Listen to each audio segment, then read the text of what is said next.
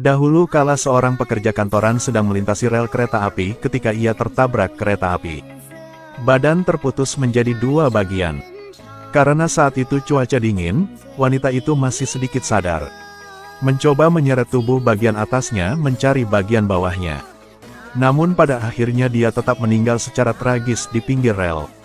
Sejak saat itu, wanita tersebut berubah menjadi hantu setengah badan yang berspesialisasi dalam membunuh orang yang muncul di dermaga pada tengah malam.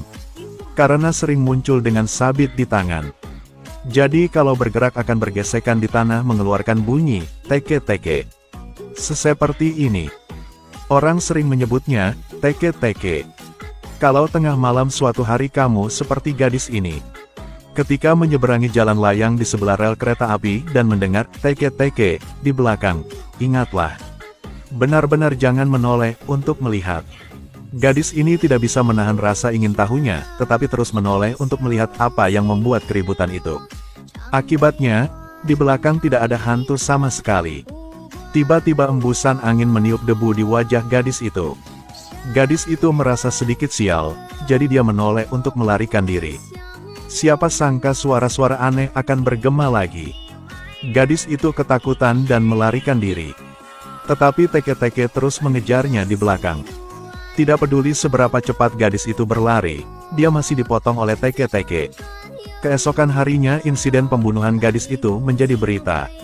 Secara kebetulan, berita ini dilihat oleh siswi Kana dan kedua temannya. Kana dengan polosnya merasa sedikit penasaran. Siapa pembunuhnya dan mengapa triknya begitu kejam? Usumi, seorang teman dengan pengetahuan luas, membawa legenda urban tentang hantu setengah badan ke Kana. Dia juga berkata dengannya jika mendengar teke-teke, jangan menoleh untuk melihatnya.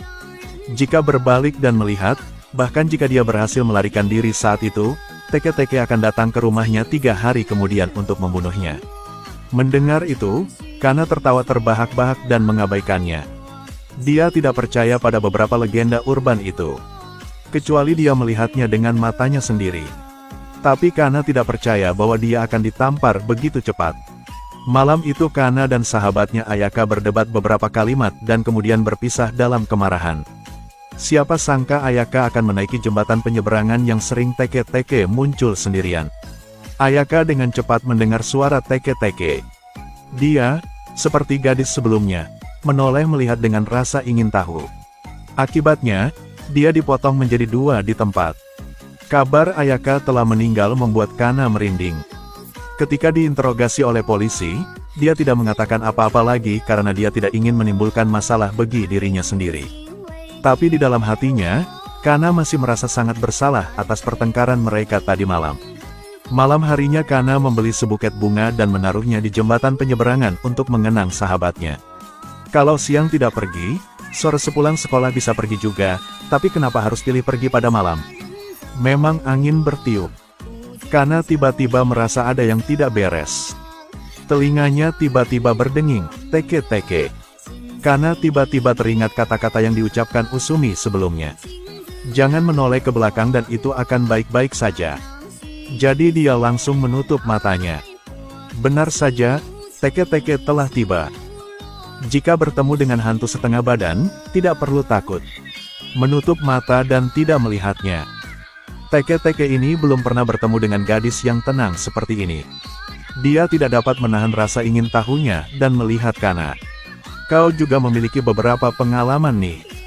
Tapi teke-teke membunuh begitu banyak orang, tutup saja matanya dan tidak melihat ke belakang akankah dia lolos dari kematian.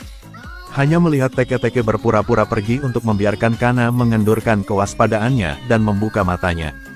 Tepat pada saat Kana hendak pergi, teke-teke mengeluarkan suara Ayaka di belakang. Kali ini Kana tidak menahan diri lagi dan menoleh. Hasilnya, tidak dapat melihat sosok Ayaka dimanapun, hanya ada hantu setengah badan. Teke-teke telah mencapai hasilnya. Kana langsung tertabrak dan berbalik dan kabur. Berlari lebih cepat saat dikejar anjing. Kana cukup beruntung bertemu Usumi mengendarai sepeda di tengah jalan. Dia langsung melompat ke dalam sepeda dan menyuruh Usumi untuk bergegas mengayuh. Usumi pun tidak tahu apa yang terjadi. Tapi melihat ekspresi ketakutan Kana, dia hanya diam-diam mengendarai sepeda. Teke-teke mengejarnya tepat di belakang. tanpa menduga Kana dapat menemukan beruntung. Akhirnya, Kana dan Usumi jatuh karena mengayuh terlalu cepat.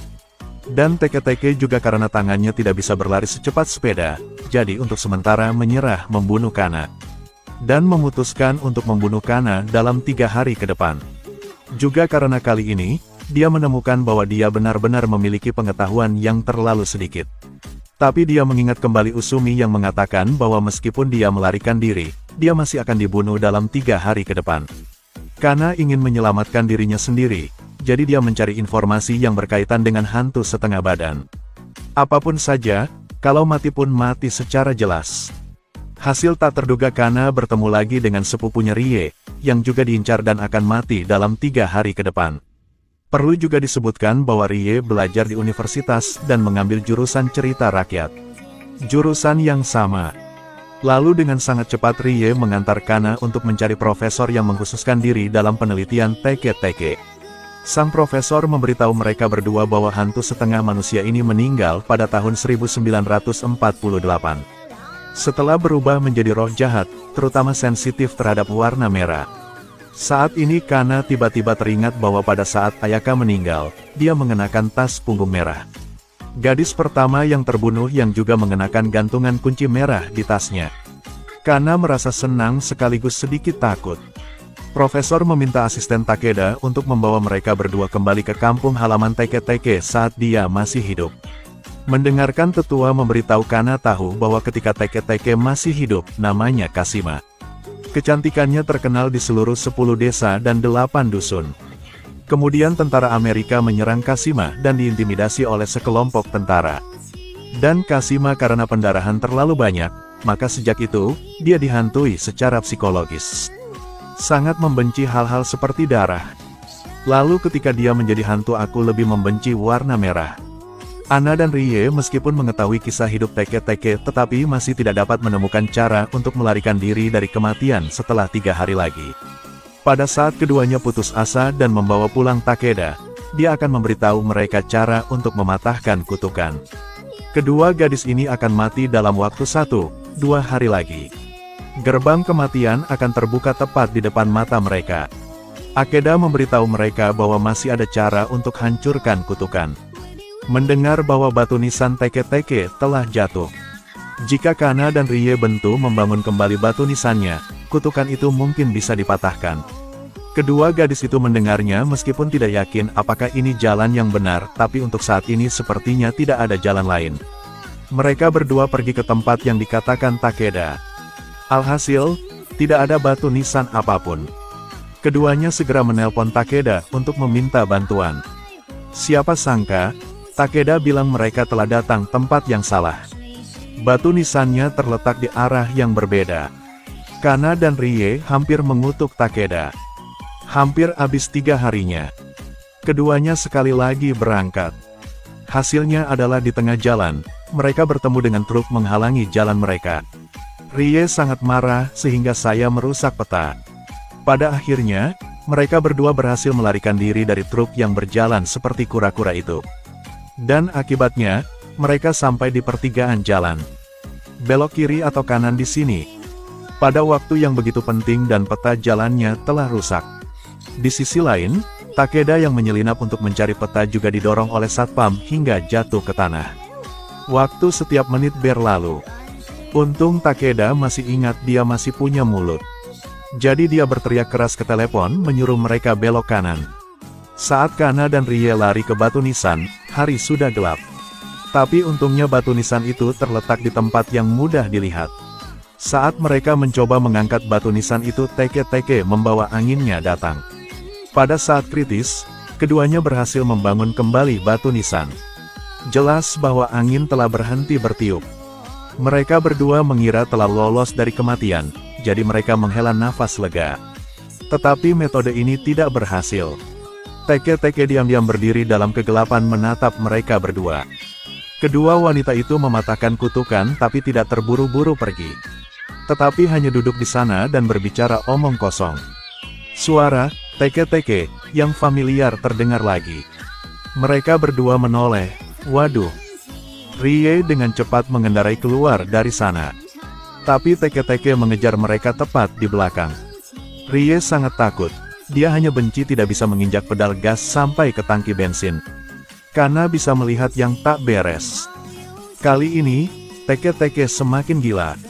Tiba-tiba dia ingat sesuatu. Waduh, mobil kita merah. Seperti lemak di mulut kucing. Kana bereaksi sangat cepat dan menarik rem tangan. Mobil mengerem lagi dan berhenti tepat di tengah jalan. Dan teke-teke karena tidak bisa mengerem tepat waktu, dia menabrak pintu mobil dan terbang menjauh. Kana dan Rie mengambil kesempatan untuk keluar dari mobil dan melarikan diri. Keduanya berlari dan melemparkan semua benda merah di tubuh mereka. Dan lari ke hutan ketika keduanya tersesat sama satu lain. Kana menoleh untuk melihat menemukan teke-teke mengikutinya lagi. Telepon di saku bajunya tiba-tiba berdering. Kana mengeluarkan teleponnya untuk melihat. Dia lupa bahwa teleponnya juga berwarna merah. Kana membuang HP-nya tepat waktu. Teke-teke juga menghilang saat itu. Setelah malam yang lelah, hampir pagi. Kana menemukan sepupunya di hutan. Setelah kedua gadis ini yakin yang lain aman, mereka tersenyum. Namun siapa sangka pada saat ini ketika Rie datang, dia tidak akan cukup berhati-hati hingga keningnya tercabik-cabik oleh dahan. Dia mengangkat tangannya untuk menyentuh dahinya. Saat ini, teke-teke terdengar lagi. Pada akhirnya, teke-teke secepat kilat menangkap mangsanya dan memotong Rie menjadi dua. Ketika dia melihat pemandangan di depan matanya, Kana sangat ketakutan sehingga dia berteriak. Setelah itu, Kana shock, jadi dia bersembunyi di kamarnya sepanjang hari dan tidak berani keluar. Tidak ada warna merah di ruangan itu juga. Tidak lama setelah itu, orang tuanya membawanya dan pindah ke tempat lain untuk tinggal.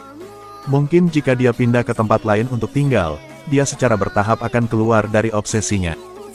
Film berakhir di sini. Jika Anda menyukai film ini, jangan lupa untuk like dan follow page kami ya. Sampai jumpa, dadah.